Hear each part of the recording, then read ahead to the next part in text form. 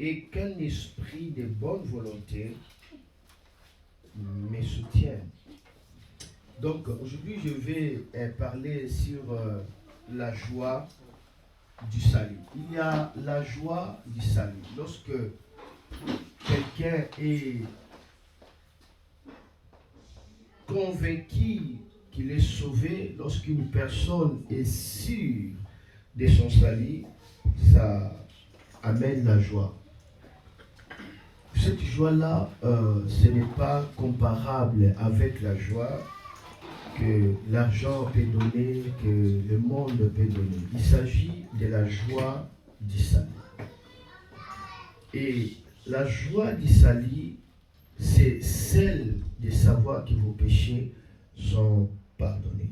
Lorsque vous savez que Dieu vient de pardonner vos péchés, vous allez expérimenter ce qu'on appelle la joie du salut. Cette joie-là est dans votre intérieur. Cette joie-là va commencer à vous guider, va commencer à vous bénir. Nous voyons pour la première fois que le mot joie a été mentionné dans la parole de Dieu.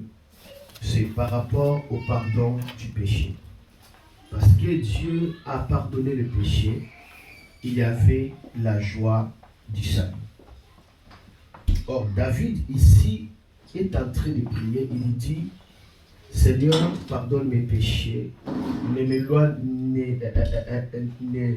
me retire pas à ton Esprit Saint, ne sois pas loin de moi. Donc, David était en train de prier pour qu'il reçoive le pardon de Dieu. Mais par après, il va dire, donne-moi la joie du salut. Et puis il va continuer, il va dire, et que l'esprit de bonne volonté me soutiendra. Donc nous voyons que la joie du salut fait à ce que la personne soit soutenue par l'esprit généreux, l'esprit de bonne volonté. On va expliquer cela. Qu'est-ce qui arrive lorsque la personne vive dans cette joie du salut? Je rappelle que la joie du salut que nous recevons, ça se trouve à chaque enfant de Dieu. Tout chrétien, dans son cœur, a la joie du salut. Mais une chose, il faut que la personne soit convaincue de ce que Jésus a fait à la croix pour elle. Il faut que la personne soit convaincue de l'œuvre de la croix. Il faut que la personne soit convaincue qu'il est sauvé, qu'elle est sauvée. Alors, la joie du salut commencera à rayonner dans son cœur. Ici, David est en train de prier, il dit, donne-moi la joie du salut. Il a demandé cette joie. Mais nous n'avons pas à demander la joie du salut. On ne peut pas demander la joie du salut. Pourquoi? Parce qu'une fois seulement, vous avez reçu Jésus comme votre Seigneur et comme votre Sauveur. Qu'est-ce qui arrive? Directement, il met dans votre cœur la joie du salut. Vous avez cette joie-là, la joie du salut. C'est quoi le salut? Le salut veut dire tout simplement la protection. Le salut, c'est la bénédiction. Le salut, c'est la sécurité. Le salut, c'est tout ce qui est bien. C'est cela qu'on appelle tout simplement le salut. Alors, par le salut, il y a la joie d'être protégé, il y a la joie d'être béni, il y a la joie d'être sécurisé, il y a la joie de bonheur total.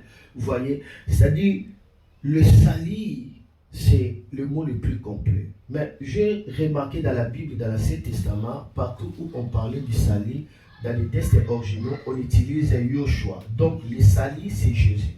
Lorsqu'on dit, donne-moi la joie du salut, veut dire tout simplement, donne-moi la joie de Jésus, la joie du Sauveur. Or, Jésus veut dire, c'est lui qui vient faire quoi? Sauver le peuple du péché. Amen. Donc, lorsque vous avez la joie du salut, en réalité, vous avez quoi? La joie du Sauveur. Amen. Chacun de nous, comme il est là, a la joie du Sauveur, la joie de Jésus. Ça se trouve dans votre cœur. Mais il faut que cela soit manifesté. Comment cela va être manifesté? Voilà, la parole de Dieu est venue pour vous rappeler que vous n'avez pas à demander la joie du salut parce que vous en avez. Depuis le jour où vous avez accepté Jésus comme Seigneur et Sauveur, vous avez la joie du salut. Vous savez, la joie du salut, c'est quoi? La joie d'être épargné du danger. La joie du salut, c'est quoi? La joie d'être pardonné. La joie du salut, c'est quoi? La joie d'être délivré. Waouh! La joie du salut, c'est quoi? La joie de faire votre voyage de la terre en sécurité. C'est cela qu'on appelle la joie du salut. Et le Seigneur nous a donné. David avait prié, dit, pardonne mes péchés. Ne me retire pas ton Saint-Esprit. Aie pitié de moi, ô Dieu. Ne me punis pas dans ta colère. Et puis il dit, donne-moi la joie du salut. Après il dit, et que l'esprit de bonne volonté me soutienne. Donc, vous ne pouvez pas avoir la joie du salut sans que vous n'ayez pas l'esprit de bonne volonté. Dis l'esprit de bonne volonté. La joie du salut va vous donner l'esprit de bonne volonté, c'est-à-dire l'esprit généreux. Chacun de nous ici a l'esprit de bonne volonté, l'esprit généreux. C'est quoi l'esprit de bonne volonté? David dit, si parce que tu me donnes la joie du salut, j'aurai l'esprit de bonne volonté. Et cet esprit de bonne volonté me pousse à faire quoi? Me pousse à enseigner ceux qui transgressent ta parole. Ça veut dire ceux qui ne connaissent pas Dieu. La joie du salut vous donnera l'esprit bien disposé, l'esprit de bonne volonté. C'est quoi l'esprit de bonne volonté? C'est l'esprit généreux. C'est quoi l'esprit généreux? Vous devez avoir la conscience d'aller sauver le pécheur. Comment? Est-ce que c'est vous qui allez sauver? Non. C'est-à-dire vous permettez à ceux qui à travers vous, les âmes soient sauvées. C'est cela l'esprit de bonne volonté. Alors, lorsqu'une personne peut passer toute une année sans pourtant gagner 10 âmes, c'est très dangereux. Cela veut dire que cette personne-là n'est pas consciente de la joie du salut qui se trouve en elle. C'est dangereux. C'est-à-dire la personne n'est pas consciente de la joie du salut qui se trouve en elle. Parce que David dit, donne-moi la joie du salut et que l'esprit de bonne volonté me soutienne. Waouh, l'esprit bien généreux dans la version parole de Dieu nous parle de cela. Donc, si vous avez la joie du salut, vous aurez l'esprit de bonne volonté. C'est-à-dire l'esprit qui vous pousse à faire quoi? À parler de Jésus pour que d'autres puissent recevoir le pardon du péché. Je répète, je dis ceci, que la joie du salut, c'est celle de savoir que vos péchés sont pardonnés. Et pour la première fois que ce passage a été signalé, nous voyons cela dans Lévitique chapitre 9, le verset 22 jusqu'à 23. La Bible dit, Aaron éleva aussi ses mains vers le peuple et les bénit. Puis il descendit après avoir offert les sacrifices pour les péchés, l'holocauste et l'offrande de paix. Moshe et Aaron entrèrent dans la tente d'assignation, puis ils sortirent et ils bénirent le peuple. Et la gloire de Yahweh apparut à tout le peuple. 25. Un feu sortit en face de Yahweh et consuma sur l'autel l'holocauste et les graisses. Tout le peuple les vit, ils poussèrent des cris de joie et tombèrent sur leurs faces. La gloire de Dieu apparaît sur le feu. La gloire de Dieu apparaît par le feu sur les sacrifices de péché et le peuple s'est réjoui. Je vais lire Lévitique chapitre 9, le verset 22 à 24. Donc ici, c'est pour la première fois que la Bible parle du mot joie. C'est pour la première fois ici. Nous savons que la joie a été manifestée dans la Bible, mais pour la première fois, selon la loi du premier mention, que le mot joie a été mentionné dans la Bible, c'est par rapport à la conscience que les péchés sont pardonnés. La Bible dit, lorsque Aaron a offert le sacrifice pour les péchés, la gloire de Dieu est descendue dans le feu. Quand le peuple vit la gloire de Dieu descendue par le feu, la Bible dit le peuple tombèrent par face et ils se réjouissaient, ils poussaient des cris de joie. Pourquoi? Parce qu'ils viennent de constater que leurs péchés sont pardonnés et la gloire de Dieu est descendue. Voilà, la joie du salut vient par le pardon du péché. Et lorsque on sait que tes péchés sont pardonnés, on sait que ces péchés sont pardonnés, directement, la gloire de Dieu se manifestera sur votre vie. La plupart des enfants de Dieu aujourd'hui, la gloire de Dieu ne se manifeste pas parce que dans leur cœur, ils ne sont pas convaincus de leur salut.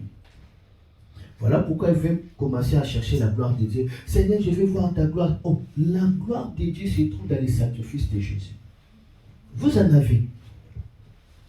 Quand Dieu pardonne le péché, il amène le fait de la gloire. Et quand tu vois ces faits de la gloire, tu es dans la joie directement. Lorsque le peuple a vu le fait de la gloire, le peuple poussa les cris de la joie.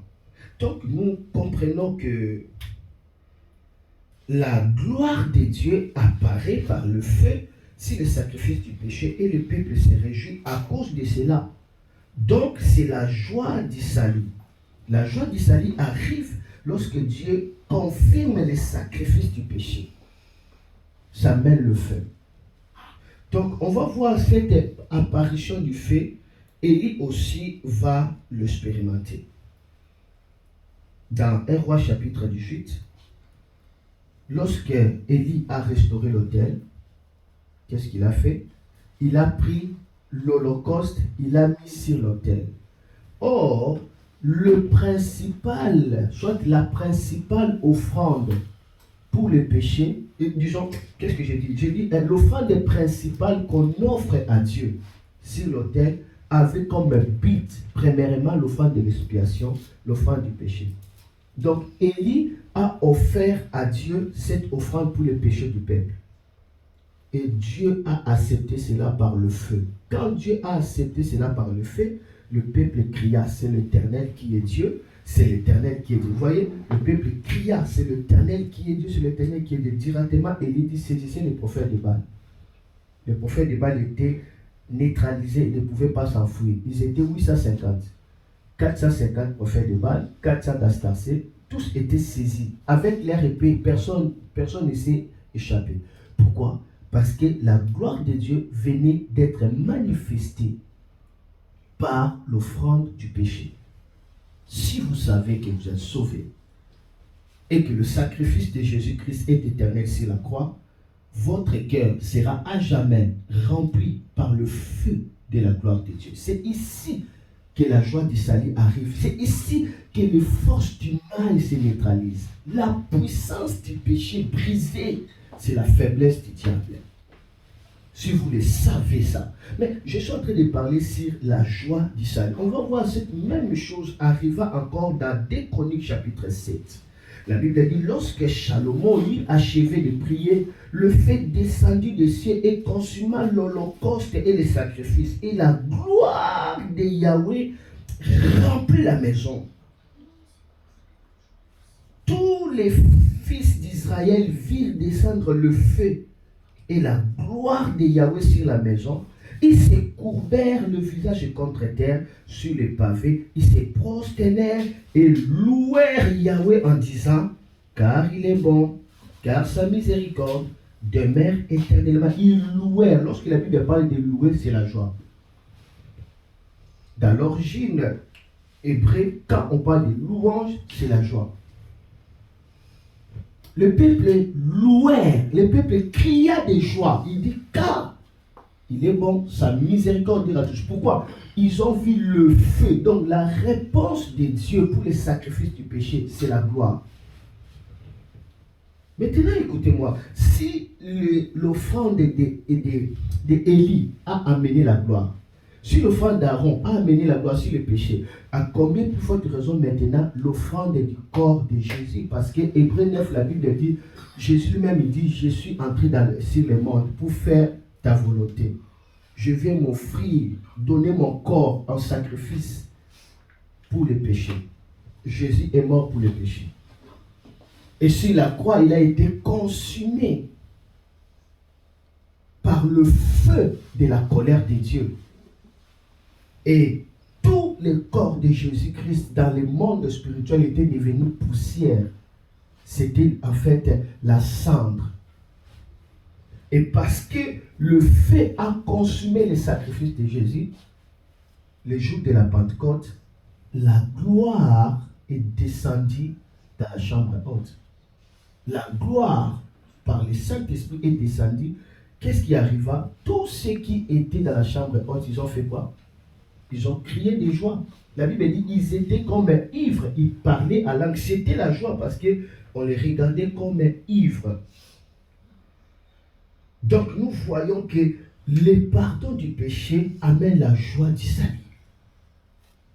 Et on va nous dire que les apôtres étaient remplis du Saint-Esprit et ils étaient remplis aussi de joie. Actes chapitre 13, verset 52. Maintenant, écoute-moi bien et écrivez ce que je suis en train de dire. Regardez-moi, fixez-moi les regards, ce que je suis en train de dire, c'est très important. La joie du salut pousse les chrétiens à vivre pour Dieu, à louer Dieu et surtout à lui donner chaque fois la joie en lui amenant des âmes et en remplissant sa maison. Je répète, je dis, la joie du salut, quand on est conscient de cette joie, la joie du salut pousse les chrétiens à vivre pour Dieu, à louer Dieu et à mener à Dieu la joie. La joie du salut dans votre cœur vous pousse à louer Dieu, à glorifier Dieu et à chaque fois d'amener la joie à Dieu. Vous ne pouvez pas être conscient de la joie du salut sans que vous ne pouvez pas donner la joie à Dieu. David dit, donne-moi la joie du salut et l'esprit généreux me soutienne. Il dit, j'enseignerai tes voies aux pécheurs. L'esprit généreux, c'est l'esprit qui te pousse à avoir pitié des hommes, à les appeler dans la maison du Seigneur, à leur parler de la part du Seigneur. C'est cela l'esprit généreux. Dans d'autres versions, on dit, donne-moi l'esprit bien, comment? Bien disposé. Est-ce que vous avez l'esprit disposé? Est-ce que vous êtes disposé à gagner les âmes?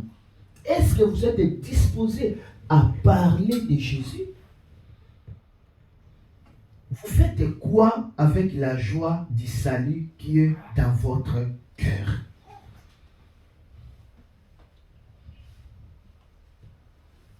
La Bible dit, soyez mes imitateurs comme moi je le suis de Christ. Amen. En 2018, j'ai recommencé de croisade Wana Wana. Le Seigneur m'a parlé Wana Wana. Nous avons dépassé de l'argent pour faire la croisade et des âmes étaient sauvées. Pour louer des instruments, louer les terrains, faire des publicités dans des télévisions. On a passé dans des médias au Congo central là-bas. Des âmes étaient sauvées. Tout ce qui était ma joie, c'est de voir des âmes sauvées. D'autres même avaient dit, mais les âmes sont sauvées, mais pourquoi ne pas ouvrir l'église à Bomba? Mais non, je ne cherche pas les âmes soient sauvées pour qu'ils viennent à Porte de l'Orient. Mais je cherche les âmes soient sauvées d'abord pour qu'ils entrent dans le royaume de Dieu. Vous devez les comprendre ça. Vous devez les comprendre. Lorsque je parle que les âmes soient sauvées, que vous gagnez les âmes, comprenez bien cela. Parce qu'il n'y a aucune chose, il n'y a rien qui peut donner la joie à ton Père qui t'a sauvé, notre Dieu, si ce n'est pas d'amener des âmes à son royaume. Il n'y a rien qui organise la joie au ciel. Ce n'est que les âmes qui sont sauvées.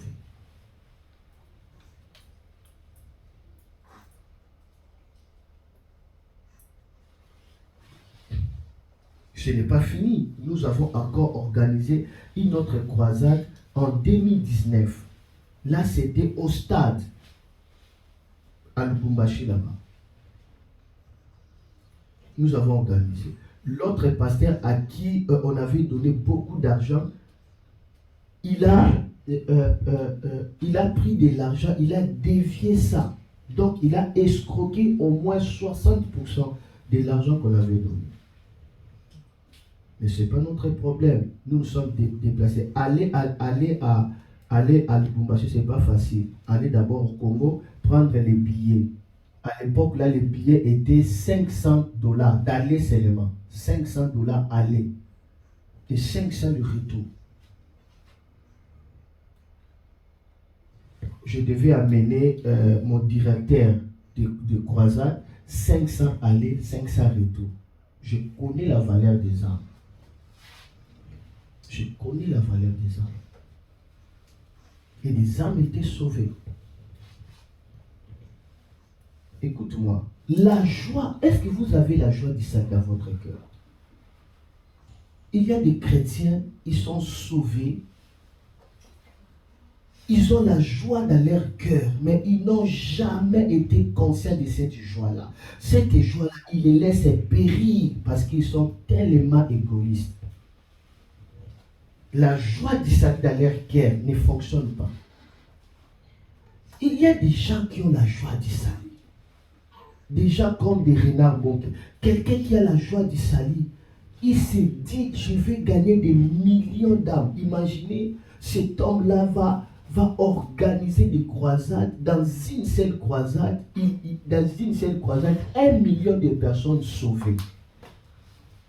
Et aujourd'hui, dans son ministère, des gens qui sont sauvés, c'est près de 70 millions de gens qui sont sauvés. La joie du salut. Il y a des gens qui connaissent la joie du salut. Il y a un pasteur qui m'a été beaucoup touché, Jack Rockily. Il a dépassé $3 millions pour organiser la croisade dans notre pays. Il donne $3 millions, mais les gens qui avaient reçu cet argent-là, ils ont commencé à se distribuer entre eux pour utiliser pas moins d'1 million pour faire la croisade d'évangélisation. Mais la personne avait envoyé combien? Il y a des gens qui savent la valeur de Dieu. C'est ça aussi la différence entre les anglophones et les francophones. Ceux qui parlent anglais, ils savent la valeur, l'excellence dans le royaume. Ceux qui parlent français, ils sabotent beaucoup des choses du royaume. La plupart, surtout en Afrique. Il y a des gens qui connaissent que l'âme n'a pas de prix. Alléluia. Amen. La joie du salut pousse les chrétiens à vivre pour Dieu, à le louer et surtout à lui donner chaque fois la joie, à lui amener des âmes et à remplissant sa maison. Regardez avec moi Luc chapitre 15.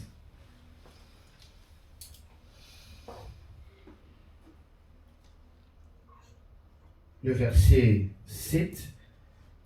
Et puis on va toucher le verset 10.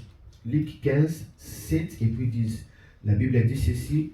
Je vous dis qu'il y aura de même plus de joie dans le ciel pour un seul pécheur qui se répand que pour les 99 justes qui n'ont pas besoin de repentance.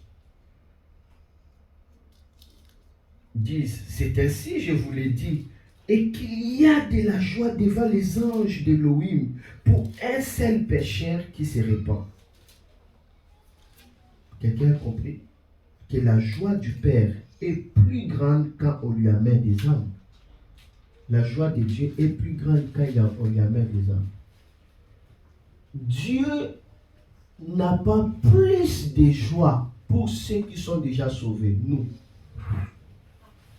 On ne donne pas plus de joie à Dieu. Cela n'organise pas de fêtes au ciel. Mais lorsque maintenant nous amenons des âmes à Dieu, la Bible dit qu'il y a plus de joie pour cette âme-là. Dieu considère des personnes sans Christ comme étant des brebis perdues. Il les considère comme des brebis perdues. Ça veut dire qu'ils n'ont pas la direction, ils sont voués à la destruction. Toute personne qui n'a pas Christ s'est perdue. Toute personne qui n'a pas une église d'attache cette personne-là est déjà perdue. Comment tu peux vivre en dehors de la famille, en dehors de la maison? Peu importe des lives que tu peux suivre, tu es perdu. Parce que la sagesse de Dieu pour maintenir l'amour de Dieu dans votre cœur et cette communion et de croître dans la relation, c'est l'Église. Donc, des personnes qui ne viennent pas à l'Église, qui restent à la maison, ils sont perdus. D'office, ils sont déjà perdus. Jésus dit, je bâtirai mon Église et les portes de séjour des morts ne prévaloiront pas contre elle. Dieu bâtit l'Église. Il y a des portes de séjour des morts. Ça ne peut pas se tenir contre l'Église. Maintenant, la personne dit, non, je suis plus sage que Dieu. Je reste à la maison, je vais regarder des lèvres à la maison. Le porte de séjour des morts est contre toi déjà là. D'office.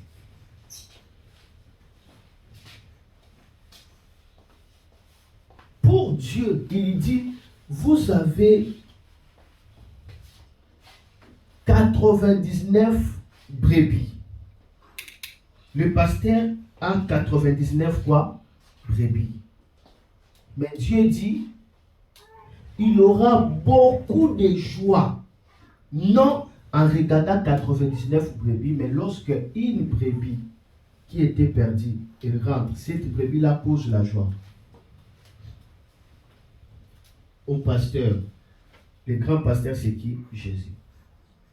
Cher Jésus, tu m'écoutes? Dieu n'est pas plus de la joie de te voir là, à chaque fois dans l'église, s'il est là. Ne pense pas que Dieu aura plus de la joie. Au contraire, tu déçois Dieu parce que tu es tellement égoïste. Dieu est plus de la joie lorsqu'il te voit. À partir de toi, tu lui amènes des âmes. Les âmes que tu amènes, ça lui donne des joies. Parce que toi, tu es déjà sauvé, toi, tu es déjà gagné. Et maintenant, tu restes là. Tu es égoïste.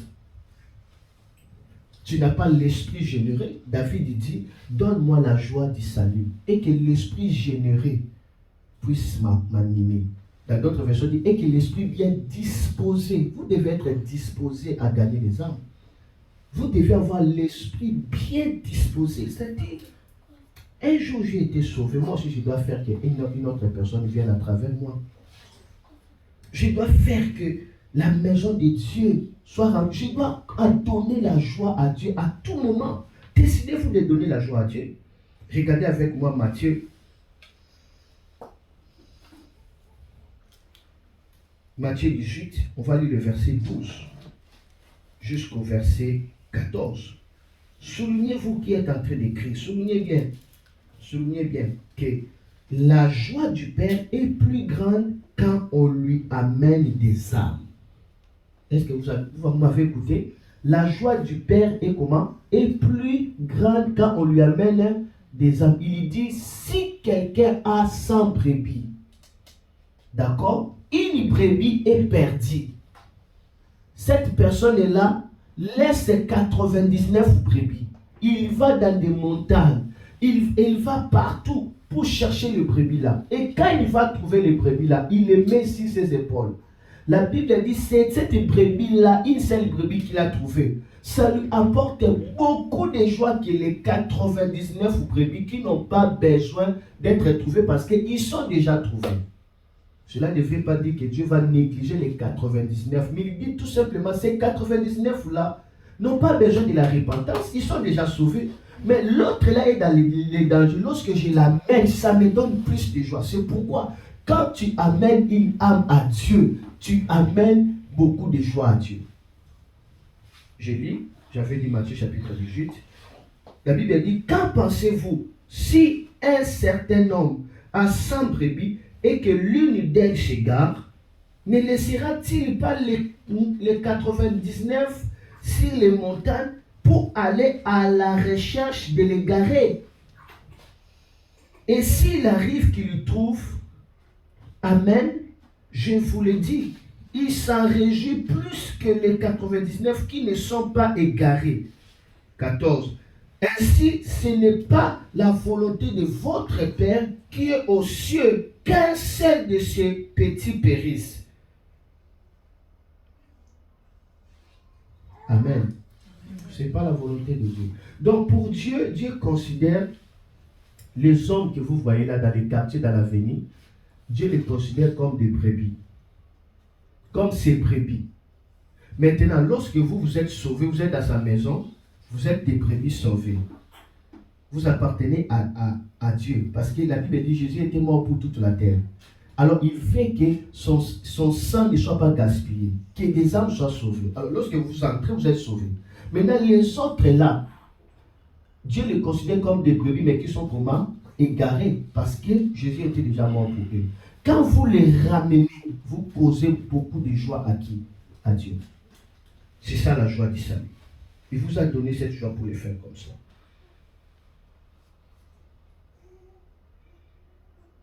Dieu veut que sa maison soit remplie.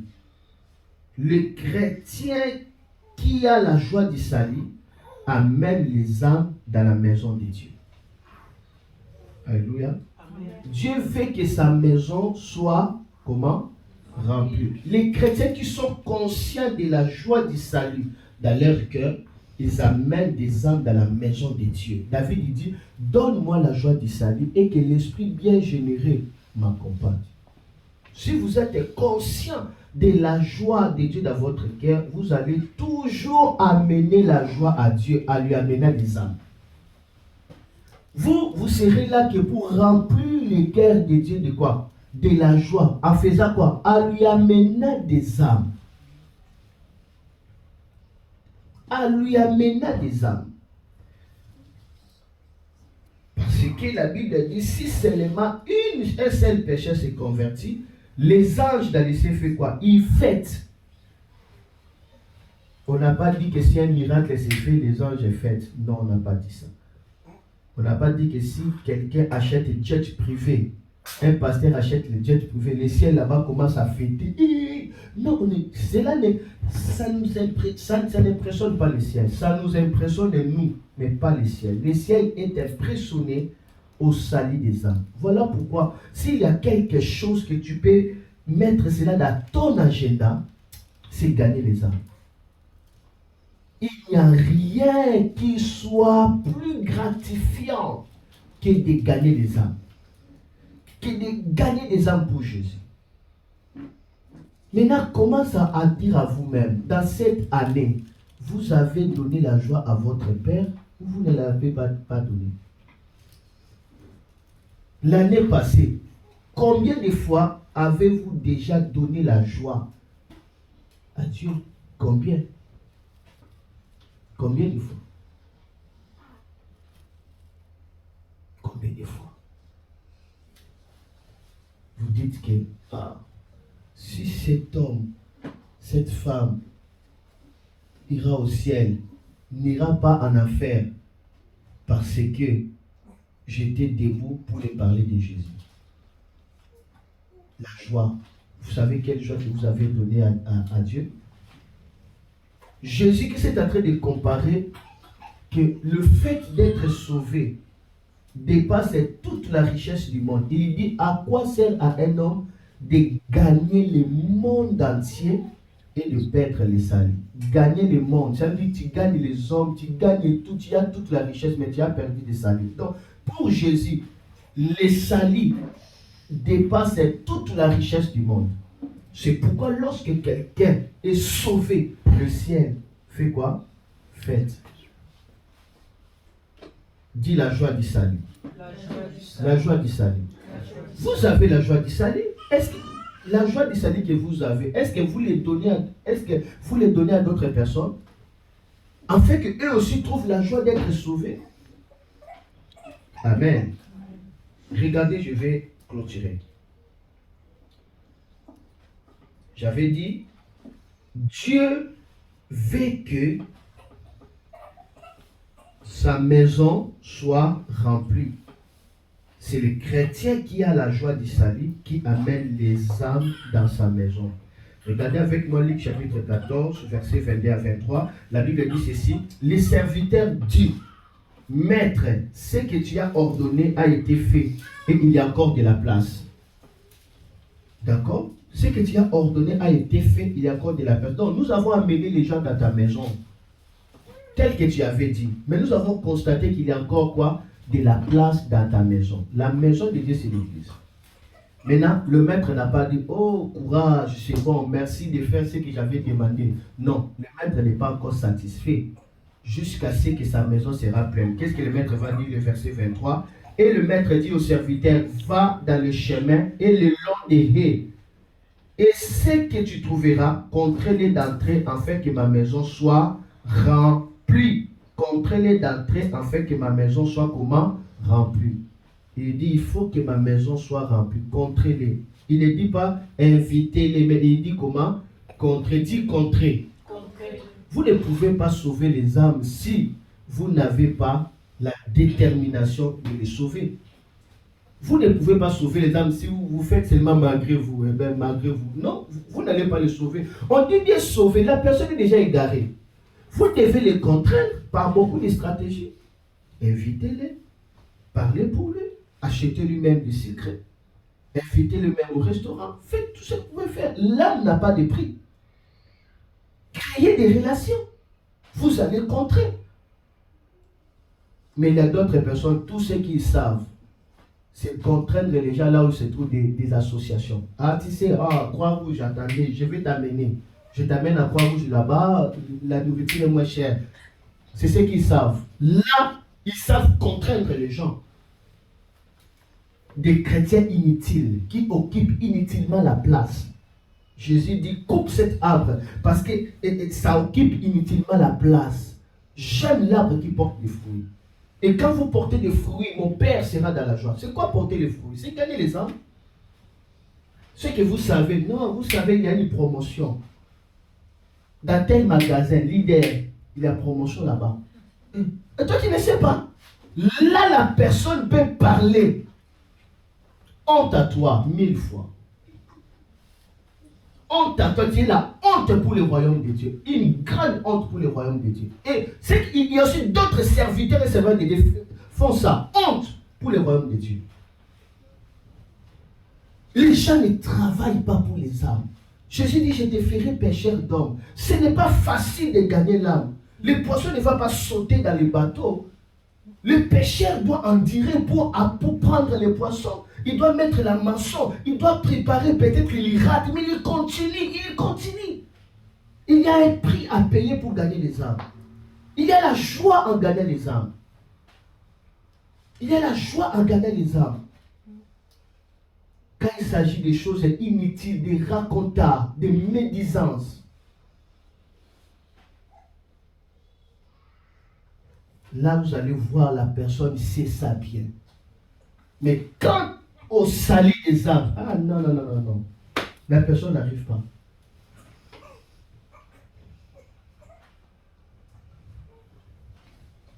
Écoutez,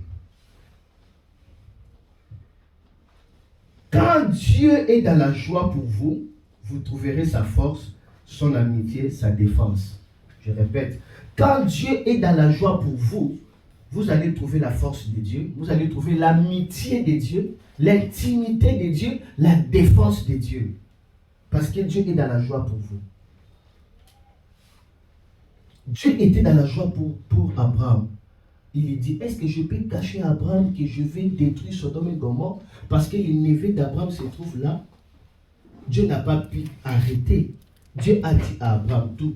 Si vous donnez la joie à Dieu, vous allez trouver la force de Dieu, vous allez trouver l'intimité, l'amitié de Dieu, vous serez amis de Dieu. Tout le monde n'est pas ami de Dieu. Non.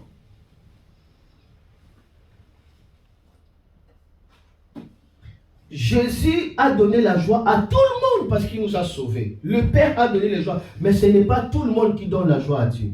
La différence, ce n'est pas que ce que Dieu te donne, c'est que toi tu donnes à Dieu. C'est ça la différence. Parce que tous les chrétiens, Jésus était mort pour eux. Maintenant, toi, tu fais quoi à celui qui était mort pour toi? Qu'est-ce que tu fais à celui qui était mort pour toi? Soit tu prends seulement les talents, tu les caches, tellement tu es égoïste.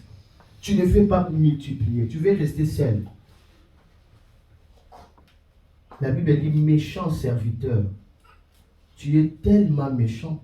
Pourquoi ne pas prendre ces talents, les mettre dans la banque et j'aurai l'intérêt? Dieu aime l'intérêt.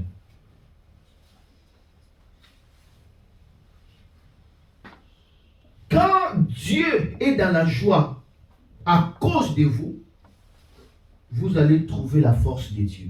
Vous allez trouver l'amitié, la défense de Dieu. Néhémie chapitre 8, lisez le verset 10. Il leur dit, allez, mangez des viandes grasses, buvez de vin doux, et envoyez-en à des portions à ceux qui n'ont rien de près, car ce jour est sacré pour notre Seigneur. Ne soyez pas tristes, car la joie de Yahweh est votre force. Verset 12. Tout le peuple s'en alla pour manger et boire, pour envoyer des portions et faire une grande réjouissance, parce qu'ils avaient compris les paroles qu'on leur avait fait connaître. Ils viennent de comprendre la parole, que non, nous sommes négligents, nous avons négligé les temples de Dieu, nous avons négligé la maison de Dieu. Ils ont pleuré, ils ont rebâti. Et la Bible dit, Dieu a dit la parole, allez manger, invitez même déjà, organiser des fêtes, parce que la joie du Seigneur sera votre force. La joie du Seigneur sera votre force. Ce n'est pas ta joie, mais la joie du Seigneur. Est-ce que le Seigneur a la joie pour toi? Tu lui donnes la joie? Est-ce que toi, tu es la personne qui donne la joie au ciel? Tu donnes la joie à Dieu? La joie de Dieu, ça serait ta force. Je répète encore. Je vais répéter. Écrivez cette phrase-là. Quand Dieu est dans la joie pour vous, vous trouverez sa force, son amitié, sa défense. Lorsque Dieu vous regarde comme ça, il est dans la joie. Alors vous n'allez pas manquer sa force. Vous n'allez pas manquer son amitié. Vous n'allez pas manquer sa défense. La joie du Seigneur, ça serait notre force. C'est quoi la joie du Seigneur? Ça veut dire, Dieu a de la joie à cause de nous. Et directement, nous trouvons la force de Dieu. Et il y a quelque chose que j'ai aimé. Si vous donnez à Dieu la joie, il vous remboursera des cris de joie.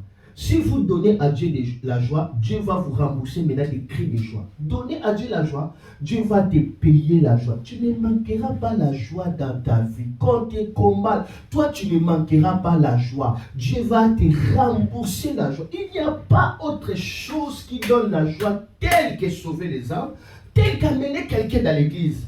Il n'y a pas autre chose. Il n'y a pas. Regardez avec moi Néhémie chapitre 12.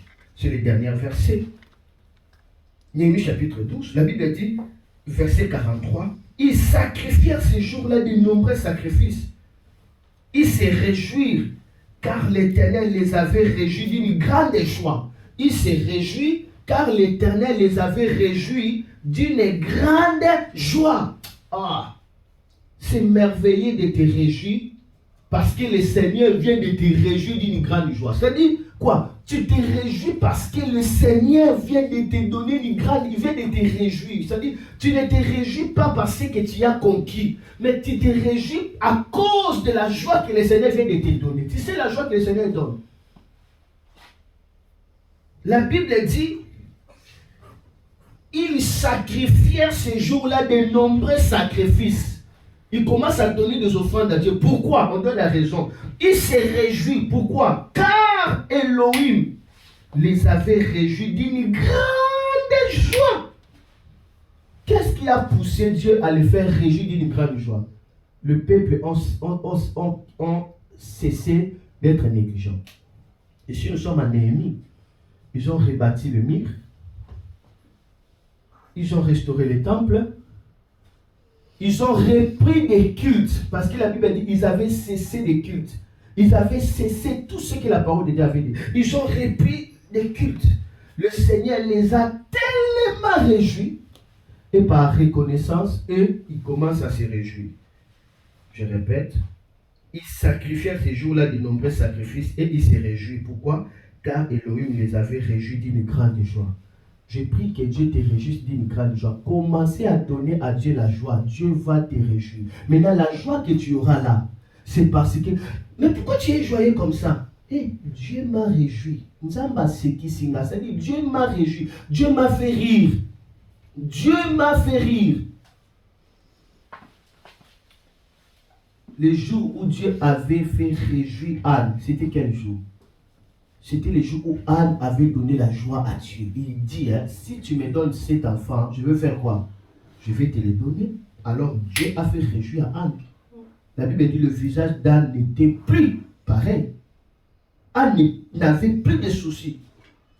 Et Anne va dire de la poussière, Dieu ramasse les pauvres. Du fumier, il relève l'indigent pour les faire asseoir avec les grands. Anne dit, je peux regarder mon ennemi en face parce que le Seigneur a ouvert ma bouche. Le Seigneur a ouvert ma bouche. Anne se réjouissait parce que Dieu venait de les réjouir. J'aimerais que cette parole te fasse entrer encore. Ils sacrifièrent ces jours-là de nombreux sacrifices, ils se réjouissent, car Elohim les avait réjouis d'une grande joie. Les femmes et les enfants se réjouissent aussi. Et la joie de Jérusalem fut entendue au loin. Leur joie était entendue de loin. D'autres pays ont pu entendre leur joie. Cela veut dire leurs cris de joie ont traversé la frontière. Oh, il y a des joies qui restent que dans la maison. Mais il y a des joies qui laissent des échos. Ça dit, cette joie est tellement grande, ça commence à laisser des échos. D'autres personnes commencent à craindre Dieu à cause de ce que Dieu a fait dans votre vie. Il a mis la louange dans votre bouche. Alléluia. Je me limite par là. La joie du salut. David a demandé cela. Il dit, si tu me donnes cette joie, j'aurai un esprit bien disposé, j'enseignerai tes voies à ceux qui les transgressent. Mais aujourd'hui, toi, tu as cette joie-là, parce que tu as reçu Jésus. Cette joie-là se trouve dans ton cœur. Qu'as-tu fait de cette joie-là? Tu fais quoi?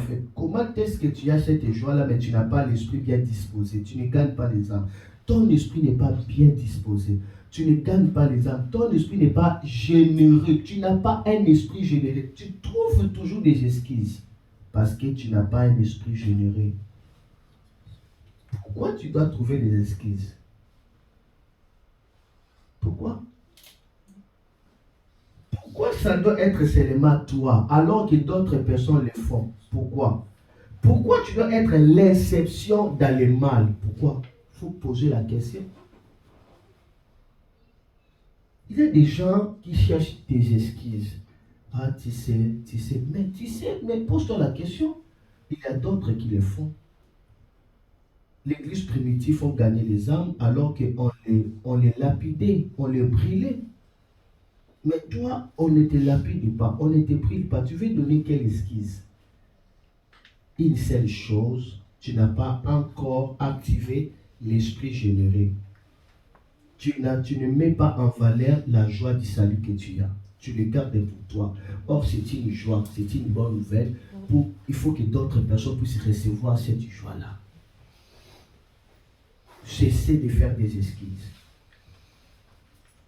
David avait prié, donne-moi la joie du salut. L'esprit de bonne volonté me soutiendra. J'enseignerai tes voies à ceux qui les transgressent et le pécheur viendra en toi. Le pécheur viendra en toi. À cause du joie du salut, toi tu n'as pas à prier, tu as la joie du salut. Jésus t'a sauvé. Il y a la gloire dans ton intérieur. Parce que Dieu avait agréé l'offrande du corps de Jésus. Mais qu'as-tu fait de cela? Qu'as-tu fait de cela?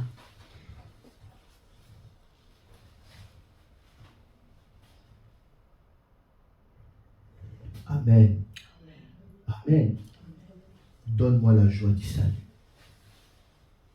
L'esprit de bonne volonté me soutiendra. J'enseignerai tes voies à ceux qui les transgressent et les pécheurs viendront à toi. Ma maison sera remplie. Contrez-les de venir. Il y a plus de la joie pour une âme qui est sauvée que pour 99 qui n'ont pas besoin d'être sauvés, sont déjà sauvés. Il n'y a pas plus de la joie pour vous qui êtes là. Pour toi, non, il n'y a pas plus de la joie. Il y a plus de la joie lorsque tu amènes d'autres personnes. Là, tu donnes plus de la joie à Dieu. Mais il y a d'autres personnes. Moi, je vais rester avec Dieu. Si même le monde entier va mourir à la fin, qu'il meurt. L'essentiel, moi, je n'ai pas régné Jésus. Moi, je suis persévérant à Jésus. Non, ça, ce sont des gens de chrétiens qui n'ont pas de valeur dans le royaume de Dieu. Ils n'ont pas de valeur dans le royaume de Dieu. Nous devons investir dans le royaume de Dieu. Amen. Si vous n'arrivez pas à gagner les âmes, utilisez votre argent. Dans les réseaux sociaux, on peut l'utiliser. Avec ton argent, on peut gagner les âmes. Avec ton argent, on peut organiser des cafés chrétiens. Il y a des sans-abri, on les donne des nourritures, on leur parle. Il ne faut pas croiser les mains comme ça. Il faut utiliser la joie du salut pour sauver les âmes. Merci. Que Dieu te bénisse. Merci Josué. Que Dieu soit avec toi. Que Dieu te bénisse. Élève le main, nous avons fini. Merci Sœur Gisèle.